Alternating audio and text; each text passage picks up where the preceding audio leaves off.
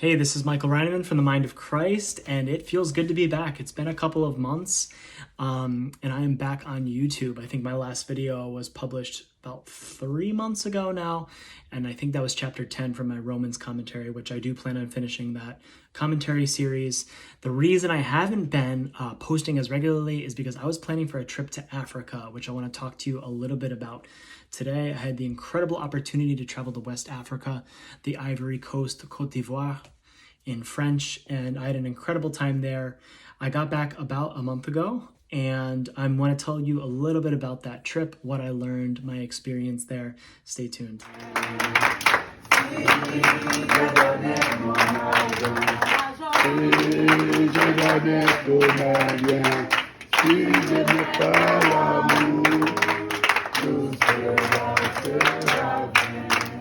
Okay, so what I want to do is kind of take you through my trip to Africa, and there's a couple people who are in my life who have already heard about this, but I have promised people who I don't get to see regularly kind of a YouTube video. So I'm going to kind of riff a little bit and tell you about different points of the trip, what I was doing there.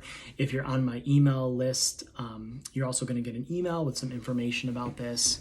But yeah, I had an incredible time. A little bit of context here.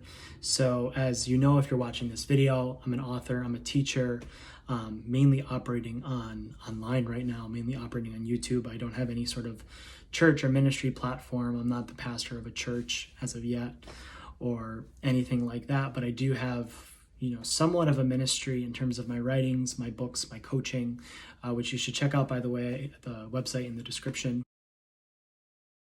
A little bit of context for what happened for me to go to Africa. A lot of people were like, what organization are you going with?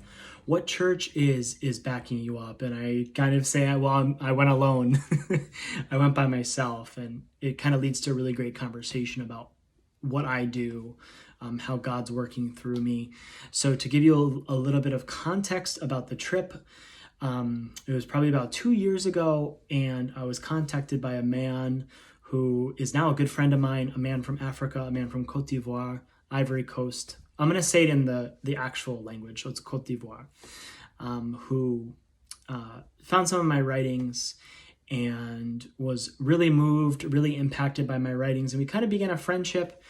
And I have to be honest, usually when people from Africa or India or Pakistan contact me, it usually ends up becoming an ask about money. And it never became that. Me and this gentleman just kind of struck up a digital friendship, if you will. And over time, he started to make overtures for me to come teach. He is a pastor. He runs a network of churches throughout the country there, and he has brought Americans over before. And he invited me several times, actually, and I always prayed about that, always excited about that. But I never really felt like it was good timing for me to be able to do that.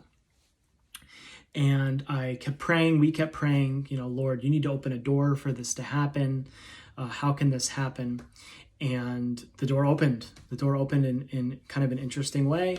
We had not chatted for a while. He messaged me. This was probably in March or so, maybe a little bit later than that, June, and said, my father, this is my host, NASA, we'll call him NASA. My father is turning 100. There's going to be a large celebration in the village for him. There's going to be local leaders, chiefs. It's going to be a big celebration. We're going to have lots of food. And I said, well, that's great. I responded back. I said, well, that's great. I really wish I could be there because I have a job. I work all week. I didn't have any time off, paid time off from work. I didn't feel like it was right to just leave my job and go do this trip.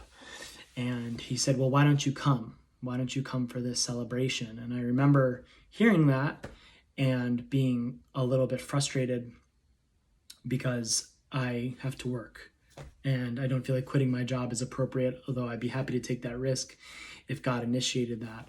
But I didn't feel like that was right. But I told him, let me think about this. Let me see what I can do. And then I just started praying about it, and I just felt the Holy Spirit say, well, why not? Why can't you go?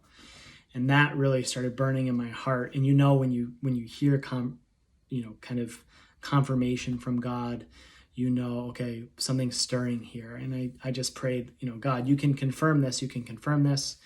I had a woman where I go to church. I had a woman come up to me and say, yeah, I'm just hearing the Lord say, go for you. And I got another confirmation. I was in a prayer meeting and some people started talking about going to Africa. And I just felt God go, and I felt God say, you're going.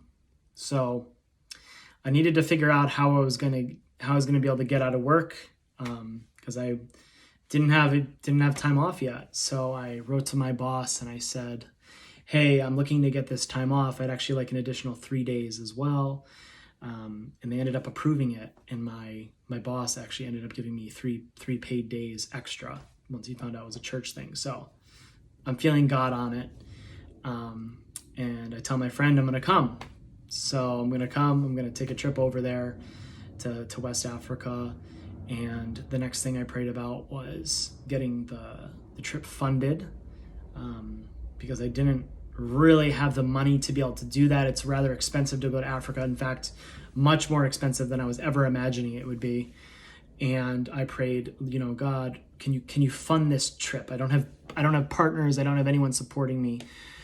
Can you fund this trip? And I remember praying, I don't want to ask, I don't want to beg for money. If this is in your will, can you make this happen? And I felt the Holy Spirit say, well, just do a Facebook post and make it simple and explain what you're going to be doing and name a price. And by this time I kind of had a budget. I kind of knew what I needed. It was really $3,500. I didn't feel like asking for $3,500 was attainable for people to see that. So I settled for $2,500. And I put a post on Facebook, and I just said what I was doing. If you want to support me, you can send money. Here's what I'm going to be doing in Africa. I'm going to be preaching and teaching from my books. And within 2 days, I had $1,300 out of my $2,500 goal, which was crazy. I had people sending me money who I haven't heard from in years. Thank you for your support, by the way. If you're watching and you were a supporter, thank you, thank you, thank you. People I haven't talked to, people I haven't heard from in years, just sending me hundreds of dollars. And I'm just like, what is going on? And I felt very blessed by that. So thank you again if you're one of those supporters. So I've got $1,300. I'm looking for $2,500. I wait a week and I put another post. And within 2 days, boom, I hit $2,500. I'm thrilled. It was easy. It was so easy. I didn't have to beg. I didn't have to try really hard.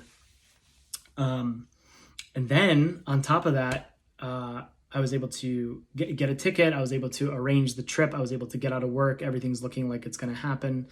I'm a little frustrated because I only have a week off. I'd love to stay for a month. I'd love to stay for 3 weeks, but I'm only getting a week off from work. So I'm thinking, okay, God, we're going to work with a week. That's fine. I'll go for a week. So it's the day before I'm supposed to leave in the end of August at this point, and it's the day before I'm supposed to leave, and I'm at a prayer meeting, worship night, and a man comes up to me and says, don't leave here without receiving a blessing from me. I want to give you some money. And I'm like, whoa, what is going on? Before the end of the night, I get handed a check for $1,000. So it brings it up to $3,500, which is the cost to completely fund the trip in terms of the basics of transportation, the flight, everything, all the basics, all the essentials are now covered completely from the generosity of others. So that was I knew the kind of spark. I knew that was God, and I felt super blessed. I felt super endorsed to be able to go and do what I wanted to do. And then the rest of it will come out of my pocket. So if it's going to be gifts or it's going to be extras there or some groceries, I can pay for those things. But the entire trip is paid for, which is incredible. So off I go. Okay, so it's the day for me to leave, and so far so good. So I'm getting this time off from work. I'm heading to the airport. I live in the Northeast, so I get to the Boston, I get to Logan Airport, and I go to check in at the ticket counter, and this is maybe a foreshadowing of how interesting this trip was going to become for me in terms of snags and complexities. And someone a couple of days earlier before I left told me it's going to be a test. It's going to be a test. And it was one of those things where it's like, I don't want to hear that. I don't want to hear that, but okay. So I get to the airport and I go to check in, and there's a problem with one of my flights in the middle. It's delayed. So I was supposed to fly to DC to Belgium, Belgium to Africa. And the flight from DC to Belgium was delayed, or there was some issue. So I go up to the ticket counter and I start talking to this woman who works for an airline, United, and she goes, "Yep, that's not going to work. Let me see if I can fix this for you." And she starts typing in stuff on the computer, but I'm not getting a good sense that she really knows what she's doing. So the best part of this is she goes, "Okay, no, that's taken, that's gone. Okay." Well, I'm not really understanding what I'm seeing. I'm freaking out because I don't think I'm going to Africa because this woman doesn't seem like she knows what she's doing. She's super nice, but I just was thinking, okay, maybe God doesn't want me to go. At one point, this woman takes the monitor at the check-in counter and turns it and goes, "Can you help me? I don't really understand what I'm reading." So I became a temporary service desk ticket counter person for United Airlines. So you can send that check in the mail, United, please. I ended up having to get a flight pushed back 6 hours. I flew to Turkey instead. So I flew overnight to Turkey. And then I flew into the airport in Abidjan, Côte d'Ivoire. I slept most of the way. Really great trip. I've never been that far before, so it was just a really good adventure for me, but I slept most of the way. It was easy. My first impression when I arrive in the airport at Côte d'Ivoire, everything's disorganized. The workers don't seem to be working. They're just kind of hanging out. I can just already feel the cultural difference. They bring us down to this basement where we need to go through customs. My visa wasn't finalized yet, so I had to go into this office. There's an issue with my visa. I'm sitting there. No one speaks English. Eventually, my visa gets approved. People are yelling at me. People are telling me, go here, go here. But eventually, I get out of the airport. It was one of those moments where I was like, I'm definitely in over my head, and what am I doing? I'm absolutely insane. All those people who told me I was crazy to go, they're right. But God was with me, and I could feel this presence with me, just guiding me and keeping me in peace, keeping me in calm. It really wasn't that stressful. It was really an adventure. So I meet my host, and he tells me, first thing, boom, we're going to just start preaching. We're going to start preaching. You're going to be preaching every night. So the first week was a lot of teaching every night in home churches around the city of Abidjan, which is kind of the unofficial capital of Côte d'Ivoire. So I would basically go into a home, we'd arrive, and there would be prayer happening before the particular service in some other room. So I wasn't actually part of the prayer at the beginning, which was a little bit weird for me because I'm used to being a part of the prayer and then there's the message. But no, since I was the special guest, I was that wasn't the thing they did. I even asked to be included. He said, well, no, that's not something we do here. The guest comes in later. So there was prayer, and then I would go, and could be anywhere from 8 people to 25 people in these groupings. And I would just preach and then minister in the Spirit, laying on of hands. Always trying to stay attentive to, okay, what is Christ doing here? What is the Father saying? What is the Father doing? So instead of coming with a prepackage of, well, I'm going to teach like this and I'm going to minister like this. No, I want to stay malleable. I want to stay flexible and really try to do and get on board with what the Father's doing. So it was a really good learning experience for me, just to be able to kind of jive with the Holy Spirit and stay flexible, stay adaptable. And I had a really good time teaching. It was through the translator, my host, NASA, who did a phenomenal job. Whose English is really quite good, especially when translating. There definitely was some sort of special operating power or grace for translation when I was preaching. So I did a lot of teaching out of my books, and the message was really, really well received. And I was just having a really good time getting to teach, doing what I really feel like I'm called to do. And that was really, really refreshing for me to be able to do that. Initial impressions of Africa, I think what surprised me was everything surprised me. I think I went knowing, okay, there's going to be the chance that there's going to be a little bit of a culture shock here. There's going to be a little bit of kind of, whoa, what's going on? And I told myself, I'll be fine. It's going to be totally fine. And when I got there, I actually was in culture shock for like 12 hours. It is just so different.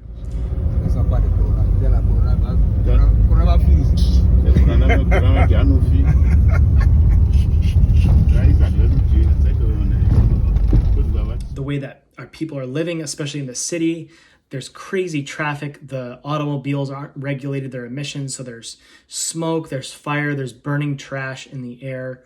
I was actually feeling a little bit under the weather just from the the air quality in the city. There's people everywhere, covering the streets. Every strip of land in the city is covered with people. They're selling things, or they're just hanging out, or they're just walking around. So that really surprised me, that level of just people everywhere. Obviously, this is a third world country in Africa, so there's a lot of poverty. So people are really focused into family units. So the family will really live together and support one another, which is a little bit different here. We kind of tend to kind of leave the nest, if you will. Middle class people tend to grow and leave the nest. And it's not like that there. The family is kind of the core of society, and there's support and stuff. So that was really beautiful to see that in operation, how close the families are knit there and how important it is. In terms of general thoughts on what's going on religiously there, so obviously a huge Christian presence, and also a huge Muslim presence. Not so much of a presence of the indigenous African religions in the city itself, but we did end up traveling into the countryside, and that was really cool to get more of a taste of kind of the indigenous religions and how Christianity kind of blends, or it mixes in with the indigenous religions in the country. So it's kind of reminded me of the South here, where, well, there's a lot of people culturally where Christian, people can talk about God, people have a general respect for God. But that doesn't necessarily mean that the faith is deep or people are really living in kind of close relationship with God or really hearing the voice of God there. And that's kind of one thing I noticed and was very attentive to. Okay, well, we have the words, we have the culture here, but what's going to take us deeper here? What's going to really bring us into the heart of God here? So that was a question I was asking myself. What do these people need? Because they know God, and if you don't believe in God, it's kind of looked down on there. So it's kind of a little bit opposite of our culture now, where in the first world there's almost a type of hatred toward God, which is more socially acceptable. If you hate God in Africa, you're kind of an outcast. It's very, very different there. So that atmosphere, that religious atmosphere, gives a little bit of a freedom to speak more freely about certain spiritual things. And I really enjoyed, our driver was a Muslim man. I so enjoyed our conversations with him. I love talking about God with him. So there's just a really cool kind of blend of different religions and different cultures in Africa. So the first interesting complexity or testing part of this trip is I'm supposed to leave. So I'm having a great first week. Honestly, it went kind of slow but fast at the same time, because I was just having such a good time getting to know my host, getting to know families there, getting to know my host's family, getting steeped in the culture and the food, which I did very well with, by the way, not initially, but then afterwards. Great chicken, amazing fish. And I am set to leave on Friday night from the airport, which in this day and age, it means I need a COVID test within 3 days. So it's Wednesday, and I end up going to get this COVID test. First off, everything you hear about healthcare in a third world country is true. It's disorganized. There's long lines. I'm waiting in line for this COVID test. It's just super inefficient. We're standing outside in the sweltering sun next to a trash heap. I feel like I'm going to throw up. And I'm starting to feel like, I don't feel super good. I've got this kind of low-grade fever, and I'm not sure it's the air quality. Like, I'm functioning, I'm fine, but man, I've just got this kind of annoying fever. So we wait 2 hours. I end up getting the test. I don't think anything of it. I think I'm leaving. So we continue to go. I'm ministering, teaching at night, resting and getting to know my host during the day, exploring different things culturally, going to different areas of the city just to check it out, see what the culture's like. So Friday rolls around, and I'm supposed to leave that evening, and I go to check my COVID results. They just give you a number, and the number's not working. The number's not working, so there's nothing popping up. So I explain this to my host, and he says, okay, so we need to go back to the clinic. So you don't call. It's not simple like it is in America. So we end up walking back to the clinic. We end up going into the clinic, we getting the number. Finally, we got the number. We come back, I enter the number, and again, and it says, there's a message on the phone. It's kind of like it is here, where there's a digital result for the COVID test. And the message says, just observe parameters, someone will contact you soon. Doesn't say you're negative, it doesn't say you're positive, so there's no result. I'm supposed to have a test that I'm going to bring to the airport. You don't leave the airport unless you have this test. They're super strict about it. The government's making money off of it. They're not going to let you leave with no test. I'm not getting a test. We learned that this means that I'm COVID positive. I feel super fine. So I'm starting to get a little bit anxious. I don't have this form I need.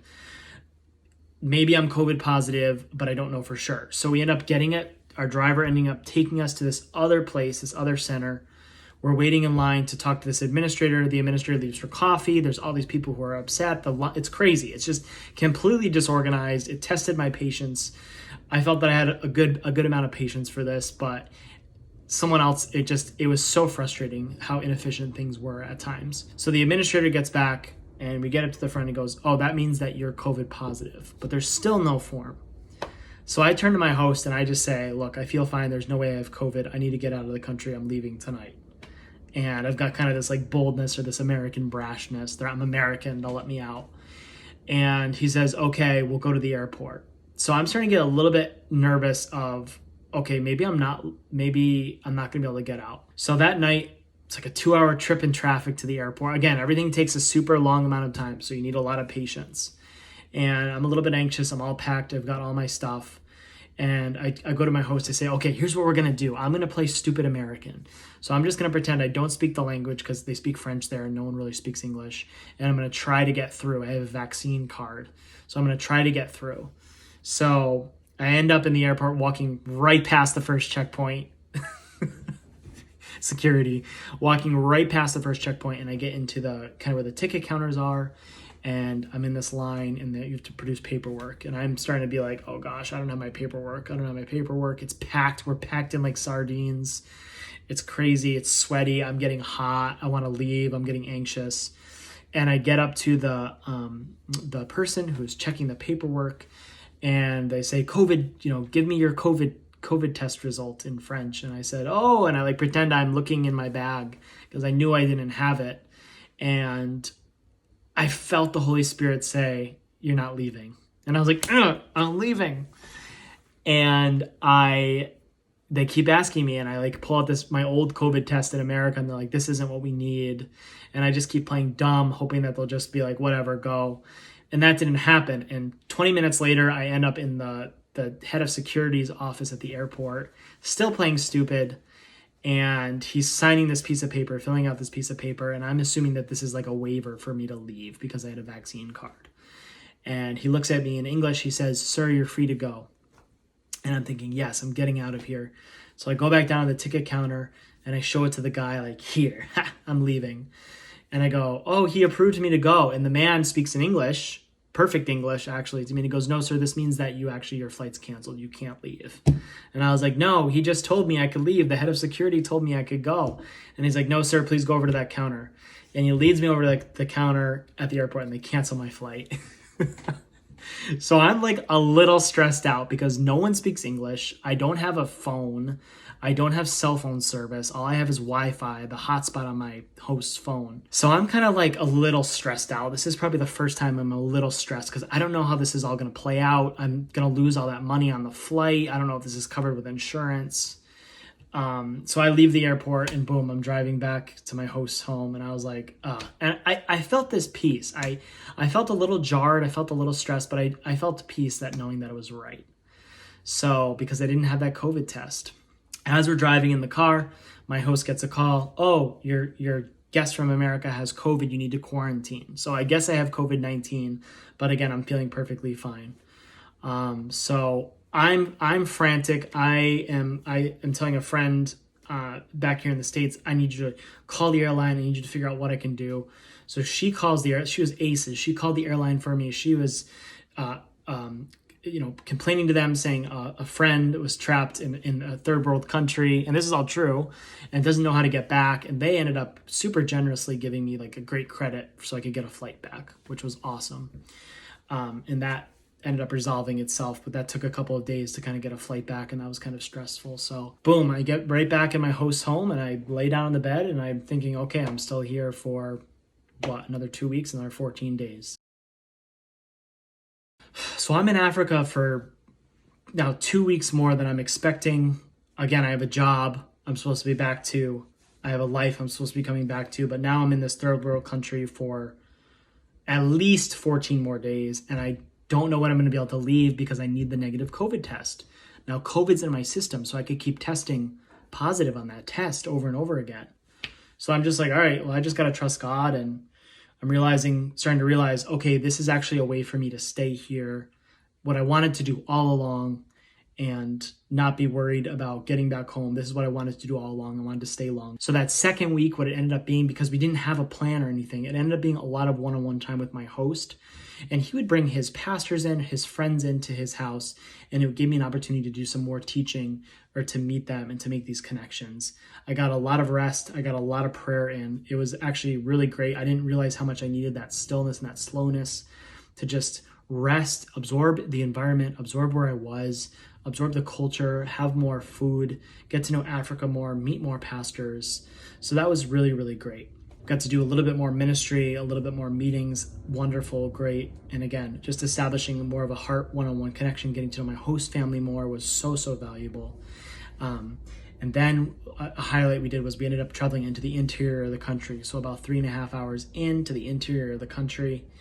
And I got to go to this celebration of that man who was turning 100, my host's father. And it was this big deal, hundreds of people coming to this remote village. I had some great food. There was dancing, there was partying. It was so much fun. But I also started to feel a little bit sick from the COVID. So I had to be very careful.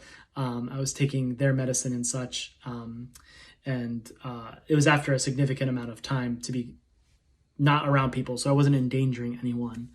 But I was a little bit sick. So I think I did have COVID, which was crazy. I think I did get it, but it was pretty mild, honestly. And I got to meet more people. I got to be a part of the culture. Wonderful, wonderful people. This shirt is actually made from, it's an African shirt. So they made this for me specifically for this celebration, which was just great. I had such a good time learning the African way of life in the countryside.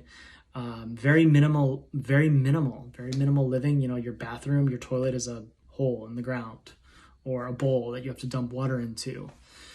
So that was really wonderful, and I just made some really good connections, and it was just great to be out in the under the sky where there's less technology, there's less distraction. That was just so, so beautiful, and I would love to go do it again. Play with the children, be around the children. That was so much fun, and that was just so, so, so rewarding to be able to do that. So by the end of it all, at the end of week 3, I'm really grateful that I've gotten all this time to spend in Africa where I can really conceptualize, okay, what does the future look like here?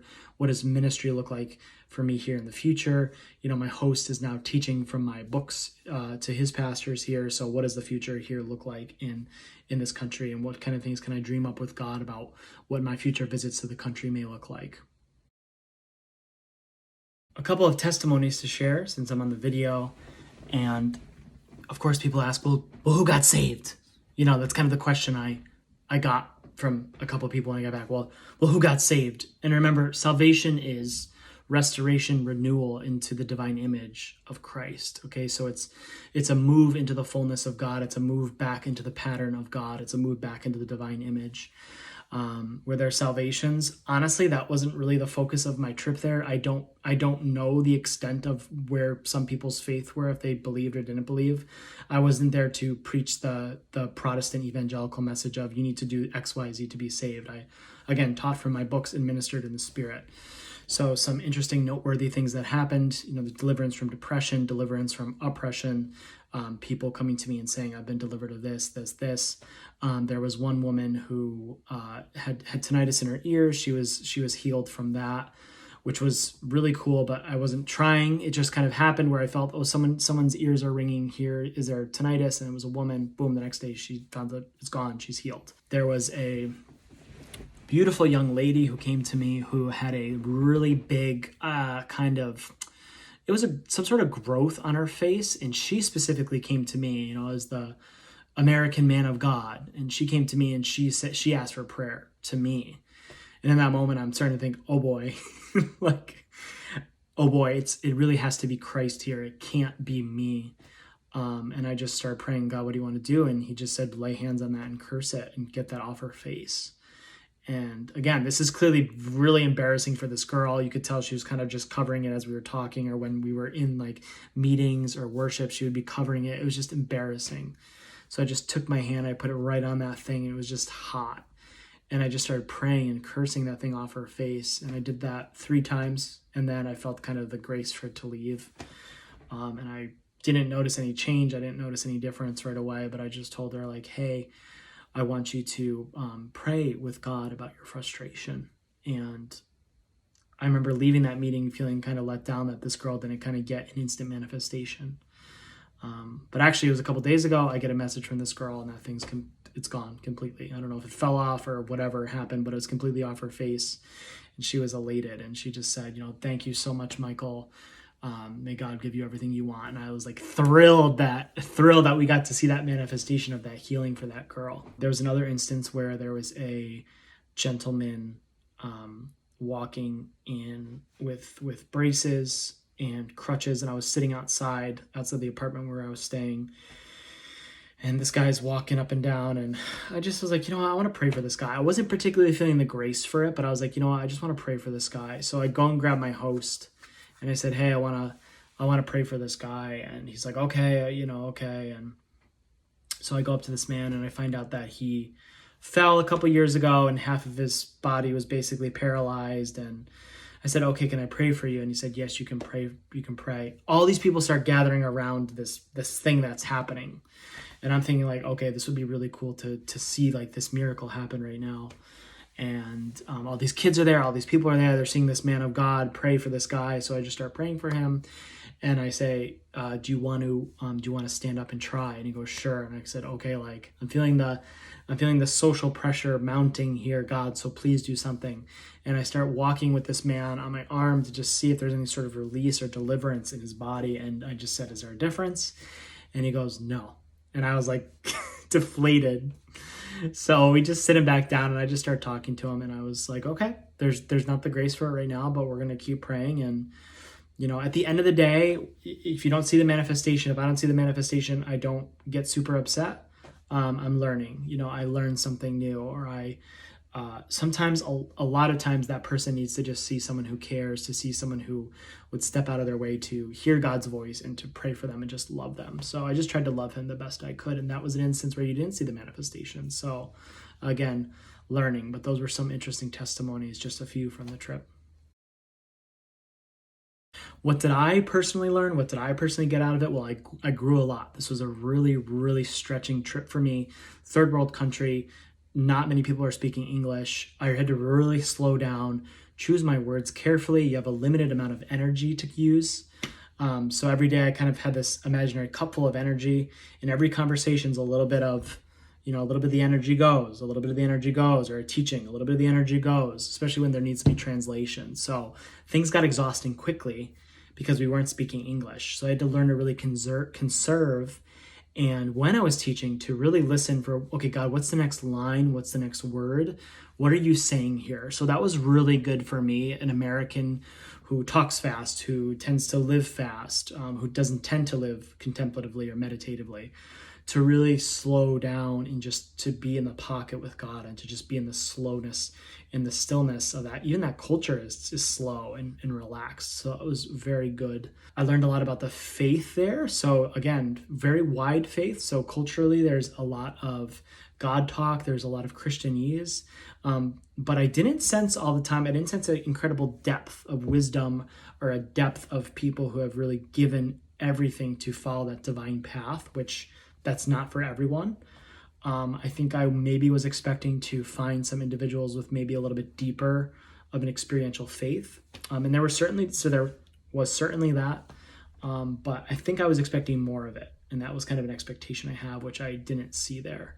I learned a lot about the message that's within me. Is it, at the end of the day, are these just ideas, or is this something that's producing change? And it's very, very, very incredible to be able to preach a truth or teach a truth and then watch that truth change people's perception in the moment. People hearing the word about Christ, the true word about Christ, the word about the new creation, hearing this truth, having it change their thinking, having it get them excited about God, it bringing freedom, it bringing deliverance, it bringing an escape from those maybe religious or legal thinking patterns, into the fullness of the liberty of the children of God. That was huge to see that this is an effective word. This is an effective message. This isn't just something that sounds fancy so that people can follow my teaching. This message is bringing deliverance. This message is bringing healing. And that was wonderful for me to see that. That was wonderfully validating in a way, if you could use that word, to see that happening. And there are many other things that I learned that I'm still unpacking, that I'm still processing with God, that I'm still learning with God. Ministry in the Spirit, hearing from God. What are you asking me to do right now? Is it singing over someone? Is it laying hands? Is it doing something else maybe? Is it having someone initiate a prayer or a gesture of some sort? So that was really, really rewarding. And I love just the open-mindedness of everyone there, the people circle I was running with, the people I was with. So just to kind of wind things down, there's so much more I could say. I really could talk about this trip for a while. If you have any questions, I would love to hear your questions or get your questions. So you can leave a comment or below, or you can actually just reach out to me or email me. I'll put my email in the box below as well. If you have any more trips or any questions about the trip, or even if you maybe want to be involved in the future with the trip, because I will be going again, and I already have plans to be going back to Africa fairly soon, actually, not Côte d'Ivoire, but different places in Africa. So if that's something you maybe would want to be involved with, maybe being on the team or supporting me, supporting us in a way financially, I would love to partner with you. I'd love to get to know you. But that's going to pretty much wrap up this video. And again, if you're curious about maybe some of the teaching that happened there, remember my books are available on Amazon. You can follow those links below to get those, and check out my other videos.